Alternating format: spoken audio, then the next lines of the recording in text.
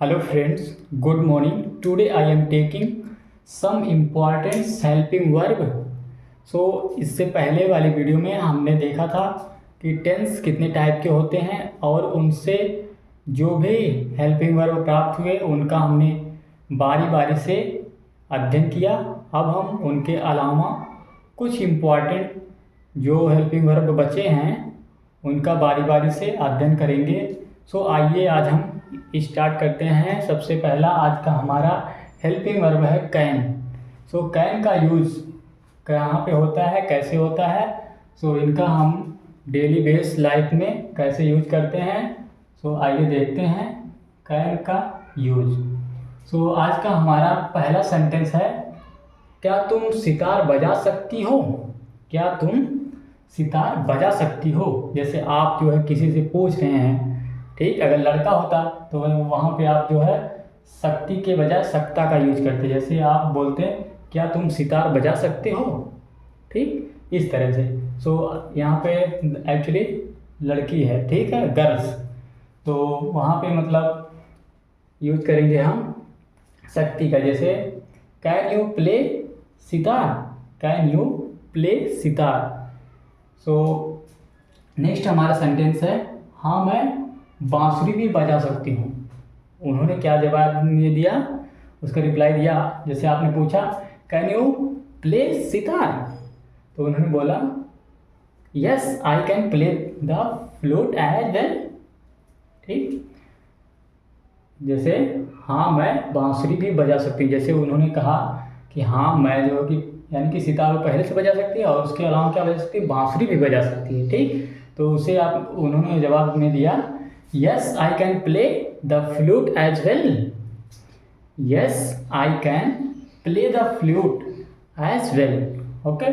Next देखेंगे, क्या तुम मेरी पुस्तकें लौटा सकती हो? फिर से आपने पूछा क्या तुम मेरी पुस्तकें लौटा सकती हो।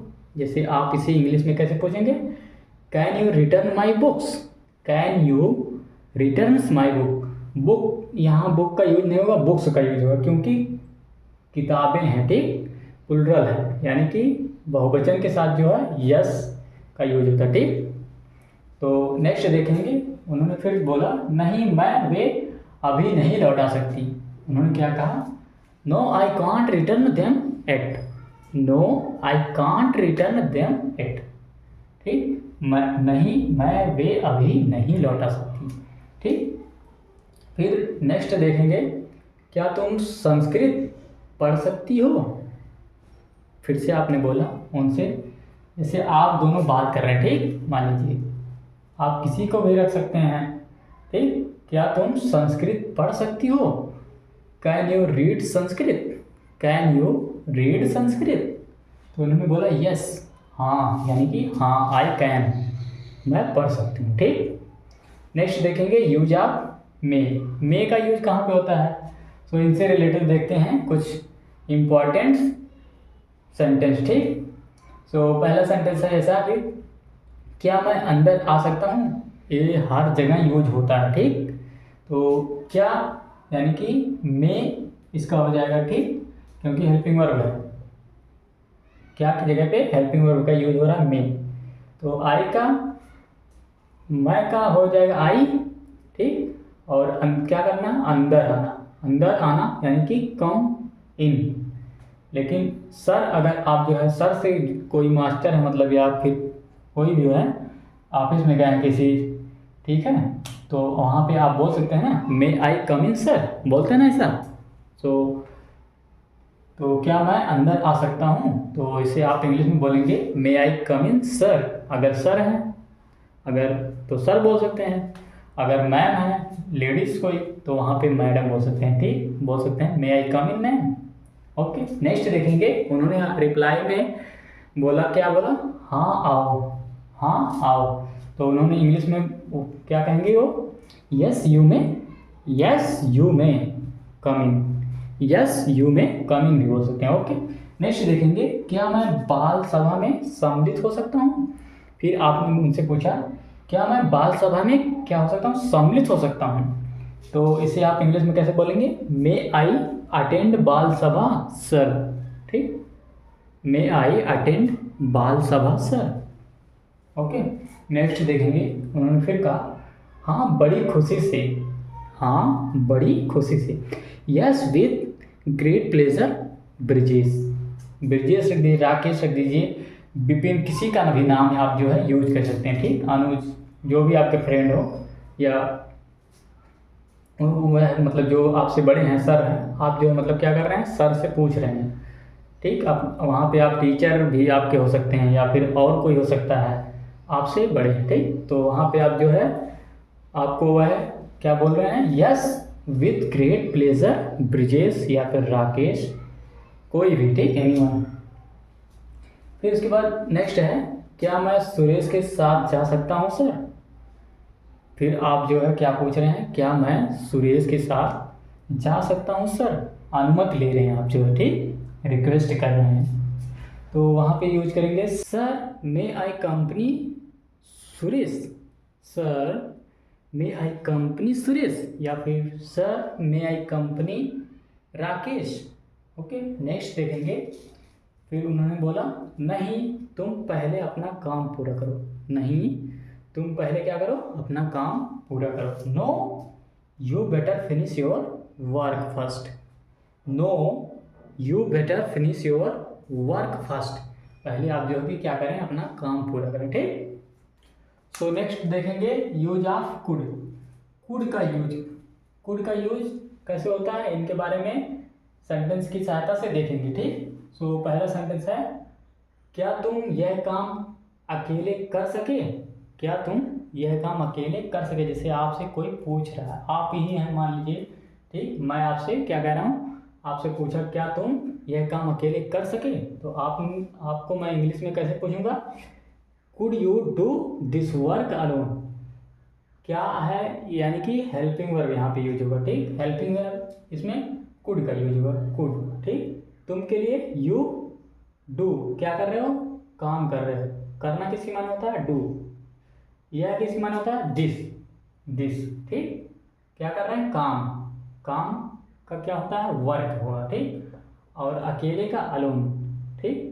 तो could you do this work alone, could you do this work alone, तो आपने बोला नहीं मैं इसे अकेला नहीं कर सका, तो आपको बोलना है इसको शॉर्ट में, no I couldn't, no I couldn't. Next देखेंगे, क्या वह समय पर तुम्हारी मदद कर सकी, तो उसे इंग्लिश में कैसे बोलेंगे, could see help, could see help you in time, could see help you in time. Okay, next देखेंगे, हाँ कर सकी, हाँ कर सकी, तो इसके लिए yes she could, yes she could. Next देखेंगे, क्या तुम मेरे लिए पानी ला सकते हो, जैसे आपसे मैंने पूछा क्या तुम मेरे लिए पानी ला सकते हो, तो मैं आपको इंग्लिश में इसे कैसे पूछूंगा, पहले देखिए क्या आएगा, क्या है, तो क्या के लिए, कुड, यानी कि हेल्पिंग वर्ब का यूज, ठीक।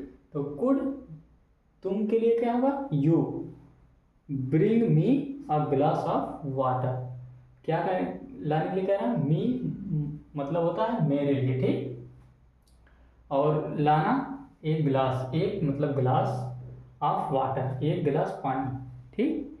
तो could you bring me a glass of water, could you bring me a glass of water, यानी कि क्या तुम मेरे लिए एक गिलास पानी ला सकते हो, ठीक, इस तरह से बोल सकते हैं। खुशी से, आपने बोला खुशी से, तो इसे इंग्लिश में कैसे बोलेंगे, विथ प्लेजर, विथ प्लेजर, ठीक। तो नेक्स्ट यूज देखेंगे, might, must, ought, to, would, should, इन सब का यूज देखेंगे। तो पहला है इससे रिलेटेड, रणजीत ने अपनी, रणजीत ने उसकी मदद की, क्या की, उसकी मदद की, किसी का नाम आप लिख सकते हैं, ठीक, राकेश या मुकेश, दिनेश, सुरेश, जो भी हो, ठीक, आप बोल सकते हैं, नहीं अगर कोई मदद करता है, किसी की हेल्प करता है मान लीजिए, तो आप उसको बताते हैं ना कि उन्होंने उसकी मदद की, तो आप इसे कैसे बोलेंगे इंग्लिश में, Ranjit might have helped him, या फिर Rakesh might have helped him. ठीक, नाम आप जो है किसी का ऐड कर सकते हैं। ओके, नेक्स्ट देखेंगे, शायद वह यहाँ आया होगा। आपने बोला शायद वह, जैसे मैंने आपसे पूछा क्या वह यहाँ आया होगा, तो आपने बोला शायद वह यहाँ आया होगा। तो आप इसे इंग्लिश में कैसे बोलेंगे? He might have come here. He might have come here. Okay, next देखेंगे, मुझे उसके विवाह पर अवश्य जाना चाहिए। मुझे क्या करना चाहिए? उसके शादी पर या विवाह पर अवश्य जाना चाहिए। ठीक, तो इसको इंग्लिश में कैसे बोलेंगे? I must attend his marriage. I must attend his marriage. ठीक, तो नेक्स्ट देखेंगे, मुझे 10 बजे तक घर अवश्य पहुंच जाना चाहिए। मुझे क्या है? 10 बजे तक घर पहुंच जाना है या अवश्य पहुंचना है। ठीक, तो इसे इंग्लिश में कैसे बोलेंगे? I must reach home by 10 o'clock। I must reach home by 10 o'clock। आप लोग हमारे साथ रिपीट करने की कोशिश कीजिए, लास्ट में आपको ये सेंटेंस याद हो जाएगा। ठीक, सो नेक्स्ट देखेंगे, हमें अपने से छोटों से प्यार करना चाहिए। ठीक, तो इसे इंग्लिश में कैसे बोलेंगे? We ought to love our youngers. Okay, next देखेंगे, जरा यह चिट्ठी पोस्ट कर देंगे। आप जैसे गए कहीं पे डाक खाने पे गए, ठीक है, तो वहाँ पे आप बोलेंगे क्या कि जरा यह चिट्ठी पोस्ट कर देंगे। आपने बोला उनसे would you post this letter please. तो नेक्स्ट देखेंगे, तुम्हें कक्षा में अधिक नियमित रूप से जाना चाहिए। ठीक, यानी कि शासन के अनुरूप। ठीक, अनुशासित करना जाए। ठीक, तो इसको इंग्लिश में कैसे बोलेंगे? तुम्हें कक्षा में अधिक नियमित रूप से जाना चाहिए। तो you should attend the class more regularly.